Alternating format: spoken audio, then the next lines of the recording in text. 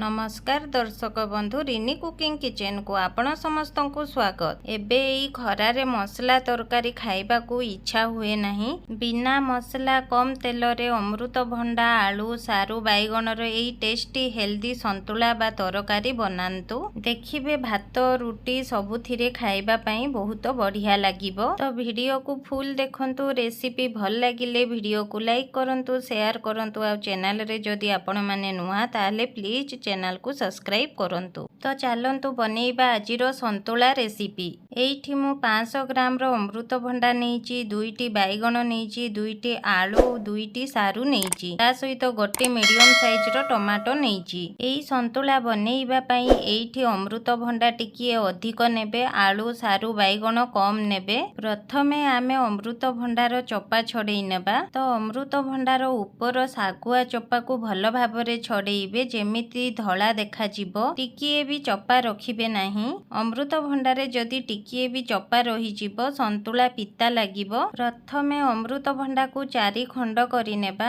भितरे थिबा एई धला अंश मध्य आपण माने बाहर करि नेबे। सब अमृतभंडार भीतर धला अंश बाहर करि सारिला परे आमे ताकू काटी नेबा। तो आजि मु प्रेशर कुकर रे बनेइबी, सेथि पई अमृतभंडा को टिकिए बड़ बड़ पीसेस रे काटी नेउची। जदि आपण माने कड़ेई रे बनौथिबे ताहाले अमृतभंडा आलू को छोट छोट काटिबे तो बहुत जल्दी सिझी जिवो। एइठी आलू रो चोपा को छडेई नेइची, ताकू भी बड़ बड़ पीसेस रे काटी नेबा। सारू रो चोपा को छडेई नेइची, ताकू भी आलू परी बड़ बड़ पीसेस रे काटी नेबा। बैगन को पछरे काटिबा। जदि बैगन को एबे काटिबा तो कला होई जिवो। एई सब परिबा को पानी रे भल भाबरे धोई नेबा। गैस ऊपर गोटे कड़ेई बा छोट पेन बसेइबा। सेतिरे 2टी सुखिला लंका देबा। गैस रो फ्लेम लो टू मीडियम रखी सुखिला लंका को आमे 20 रु 30 सेकेंड पर्यंत भाजी नेबा। सुखिला लंका टिकिए भाजी होई जिबा परे आमे सेथिरे गोटे बड़ चामच कंचा गोटा जीरा देबा।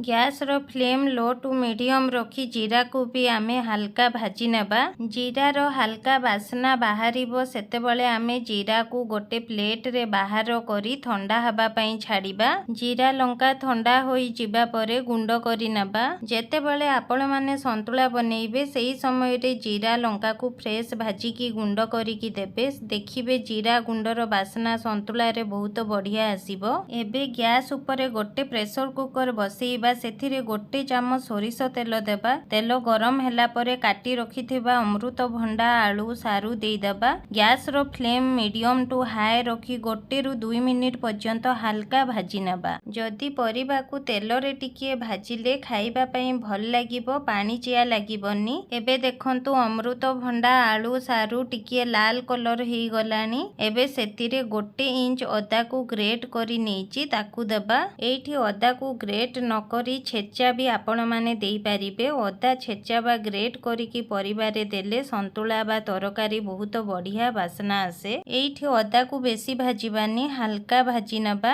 अदा को 4-5 सेकेंड भाजी हैला परे एबे सेथिरे पानी देबा। एइठी आपण माने ठंडा पानी देबेनी, पानी टिकिए गरम करी की देबे, जहा द्वारा कुकिंग प्रोसेस आउ स्लो हेबनी। एइठी मु 1.5 ग्लास परी गरम पानी देइची। पानी देई सारिबा परे परिबा को आमे टिकिए गोळेई नेबा, तापरे फुटीबा पई छाडी देबा। एइठी मु बैगन को अमृतभंडा ठारू टिकिए बड़ पीसेस रे काटी की धोई नेइची, कारण बैगन बहुत जल्दी संतुला बा तरकारी रे सिझी जाए। बैगन को देई देबा, तापरे सबु परिबा को गोळेई नेबा। एबे एइठी गोटे मीडियम साइज रो टमाटर ऊपर पट को काटी मझिरु कट लगेई की देबा। एइठी मु वीडियो रे जेमिति देखौची। एबे स्वाद अनुसार लूण देबा। तापरे हाफ चामच रु भी टिकिए कम हळदी गुंड देबा। एइठी हळदी गुंड बहुत कम देबे। एई सब को भल भाबरे गोळेई एबे प्रेशर कुकर रो लीड बंद करी देबा। हाई फ्लेम रे गोटे हुइसिल आसीबा परे गैस रो फ्लेम को मीडियम करिकी आउ गोटे हुइसिल आसीबा पई छाड़िबा। 2टी हुइसिल आसीबा परे गैस रु ओल्हाई देबा। तो एइठी प्रेशर कुकर रु सांगे सांग प्रेशर रिलीज करी देबा, नहले परिबा बेसी सिझी जिवो। एइठी प्रेशर कुकर रु प्रेशर रिलीज करी नेइची। आमे चेक କରି ନେବା ପରିବା କେମିତି ସିଝିଛି। ଟମାଟୋକୁ ଗୋଟିଏ ପ୍ଲେଟକୁ ବାହାର କରି ନେବା। ଏଇଠି ଦେଖନ୍ତୁ ପନିପରିବା ଗୋଟା ଗୋଟା ଅଛି କିନ୍ତୁ ଭଲ ଭାବରେ ସିଝି ଯାଇଛି। ବାଇଗଣ, ଅମୃତଭଣ୍ଡା, ଆଳୁ, ସାରୁ ସବୁ ଭଲ ଭାବରେ ସିଝି ଯାଇଛି। ଏଇଠି ପନିପରିବା ସବୁ ଭଲ ଭାବରେ ସିଝି ଯାଇଥିବ କିନ୍ତୁ ଗୋଟା ଗୋଟା ଥିବ। ପନିପରିବା ବେଶୀ ସିଝିଗଲେ ଏଇ ସନ୍ତୁଳା ବା ତରକାରୀ ଖାଇବା ପାଇଁ ଭଲ ଲାଗିବନି। ତ ଏଇଠି ଟମାଟୋର ଚୋପାକୁ ବାହାର କରି ନେବା ଆଉ ତାକୁ ଚକୁଟି ନେବା। ଏଇଠି ଗୋଟେ କଡ଼େଇରେ 2 ବଡ଼ ଚାମଚ ସୋରିଷ ତେଲ ଦେବା। ତେଲ ଗରମ ହେଲା ପରେ 6-7ଟି ବିରି ବଡ଼ି ଦେବା। ଏଇ ସନ୍ତୁଳା ବା ତରକାରୀରେ ବଡ଼ି ନିଶ୍ଚୟ ଦେବେ, ସନ୍ତୁଳା ଖାଇବା ପାଇଁ ଭଲ ଲାଗିବ।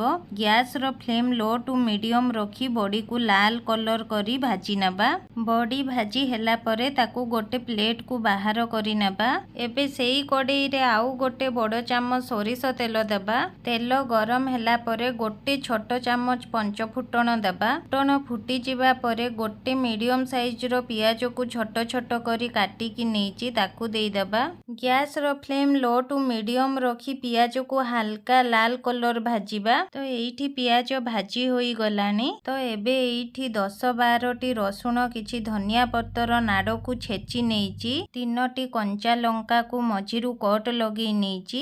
ଏଇଠି ଆପଣମାନଙ୍କୁ ଅଧିକ ରାଗ ଖାଇବା ପାଇଁ ପସନ୍ଦ ତାହେଲେ କଞ୍ଚା ଲଙ୍କାକୁ ଛେଚିକି ବି ନେଇପାରିବେ। ଏଇ ସବୁକୁ ଦେଇଦେବା।